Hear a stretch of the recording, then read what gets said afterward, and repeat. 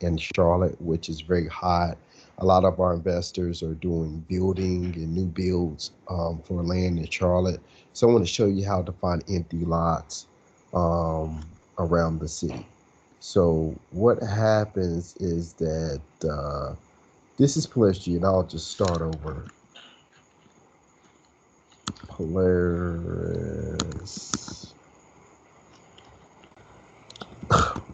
It's Polaris 3G Charlotte. For example, I'll give you a address, a property address in the area, and whatever address I give you, essentially you'll type it in the search box here.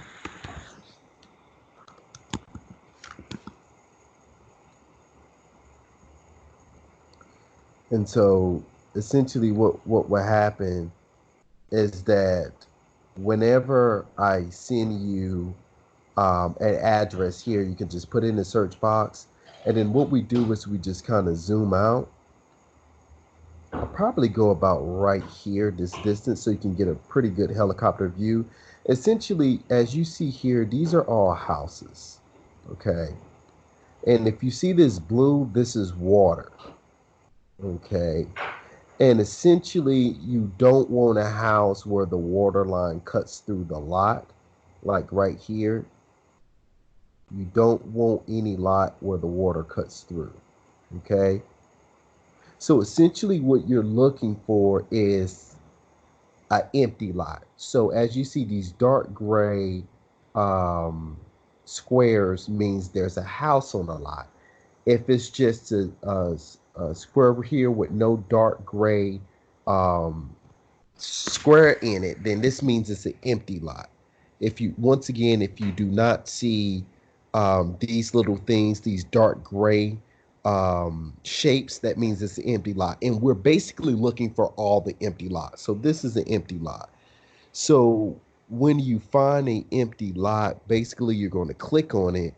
The most important thing we look at is essentially the last time it's sold. So essentially we're looking for empty lots that sold within 5 years.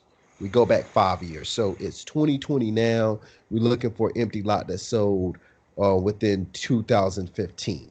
That's basically what we're looking for. Empty lots. Only empty lots that sold within 5 years. Okay. So this one we wouldn't use because this guy just recently purchased this one in 2019, last year. So we'll go around, and typically you're just looking around on this map here and looking for these lots here. So, hey, here's one.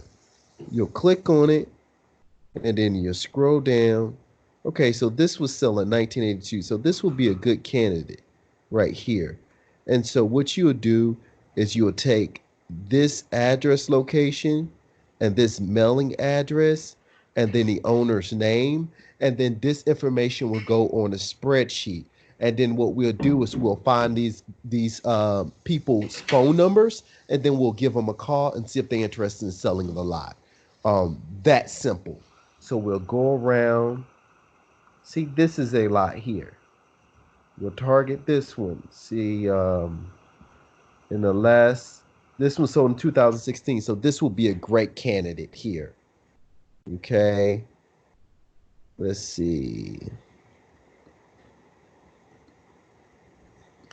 Just keep scrolling around and just kind of keep out for those empty lots.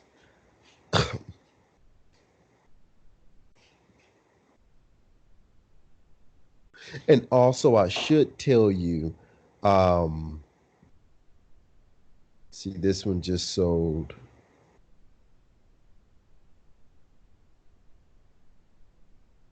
This one just sold. All these looks like they just sold. So what about this one here? This one just sold.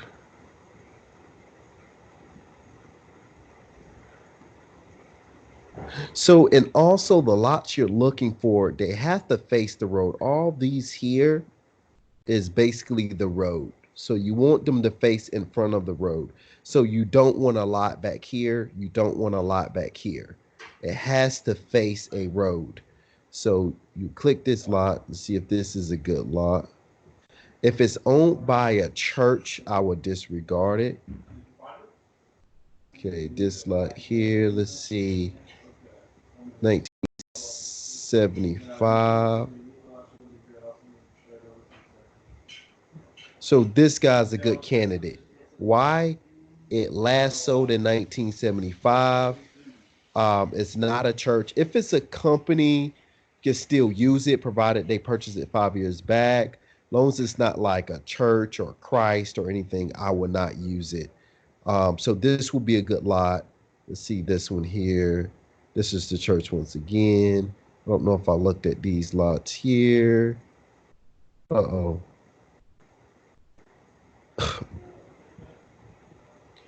Lost my spot. So let's start over again.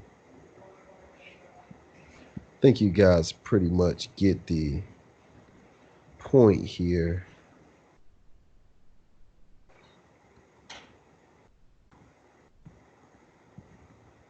You could just look all around, just go, as far out as you possibly can. But I would try to stick in areas that look like this, because this will tell you that it's a community. Try not to target areas like this with a lot of space. Only target what it looks like communities here. That's very important. So you can go here, go around.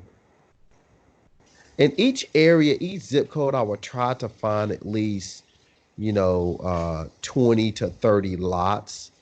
Try to find 20 to 30 lots for each address as well. If not more, the more the better.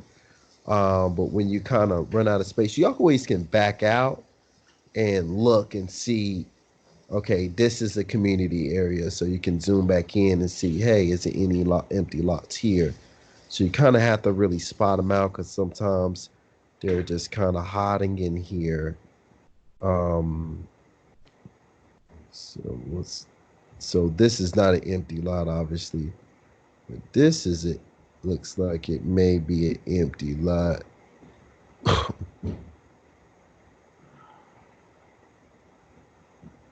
But it just sold in 2019. What about this lot here? So this may be a good lot here. This may be a good lot to target here.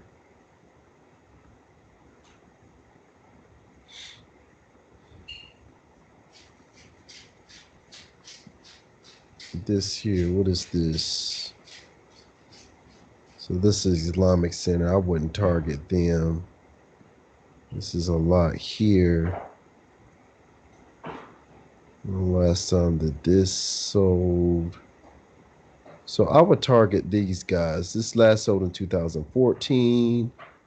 It's a business, so I'll take this name and this name, and we'll skip trades, get their phone numbers. What about here? They last sold. So yeah, I wouldn't target them because that's last sold 2018. These two here. 2018.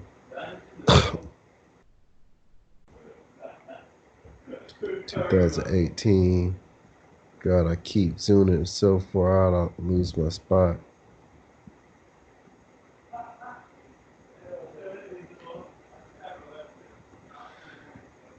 See here, maybe click this here.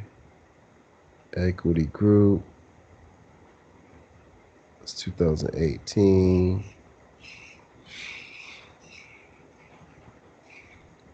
So you pretty much get the gist of how this goes. As I mentioned, you're doing this with every,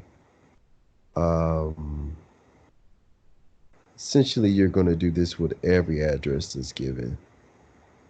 Right here, 2018.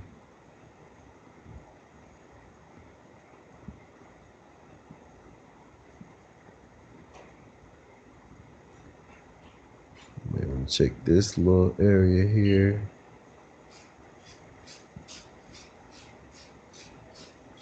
2004. So this may be a good lot to target here.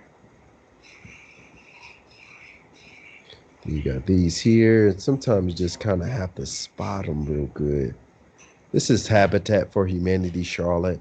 I would not target them. Because this is a non-for-profit, pretty big company. I would not target them.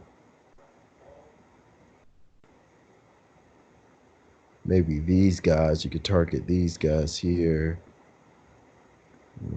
Let's see. This may be a good lot here.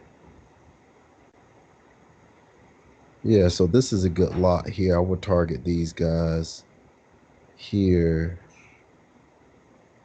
2000, I would target these guys. I wouldn't deal with any trust because it would be hard to find the owners. But essentially, that's how it works. I hope you kind of get the point. This guy purchased 2000, so this would be a good candidate. Hope you get the point. Just let me know if you have any questions. Very simple. All we're doing, once again, the address I give you, we entering it here. You're finding these blank lots here, making sure no water is running directly across. If it's behind a little bit, that's fine. You're also making sure it's up front of a road. Other than that, making sure that it's sold at least within 5 years of 2020.